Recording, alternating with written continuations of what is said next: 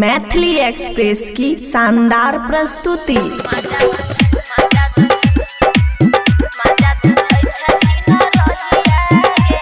खुशी recording studio बलुआहा।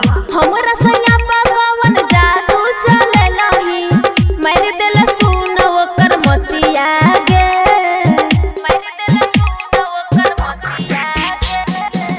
हमरा सैया पकवन जादू चले लही मार देला सुन ओकर मतिया गे। हमरे सके जन्मल गोद में खेलाई छौ लाजो नहीं लागो बेटा खोकिया गे।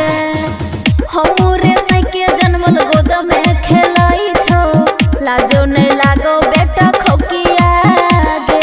DJ good Madhubani DJ good Madhubani DJ मजा तू अच्छा छीना रहिया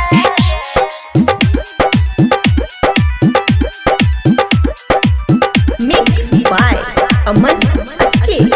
सब जन गेलो तोहर चरितर रोजे चल जाय छे बंगला के भीतर रोजे चल जाय छे बंगला के भीतर। सब जन गेलो तोहर चरितर रोजे चल जाय छी बंगला के भीतर। घर पर कब्जा करके देलही बुराई जिंदगी में केलही अनहरिया गे। मोहनी मूर्तिया के जाल में फंसा के मजा तू लै छे छीन रहिया गे हे गे। मोहनी मूर्तिया के जाल में फंसा के मजा तू लै छे छीन रहिया गे। मजा तू लै छे छीन रहिया गे। खुशी रिकॉर्डिंग स्टूडियो बलुआहा।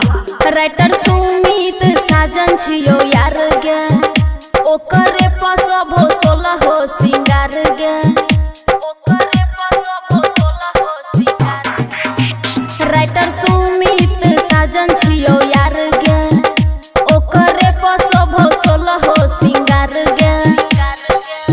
कह छो दीपाली पीछा ओकर छोड़े उड़बै छी खूब है इज्जतिया गे। हमरे सके जन्मल गोद में खेलाई छौ लाजो नहीं लागो बेटा खोकिया गे हे गई। हमरे सके जन्मल गोद में खेलाई छौ लाजो नहीं लागो साई खोकिया गे। खुशी रिकॉर्डिंग स्टूडियो बलुआहा।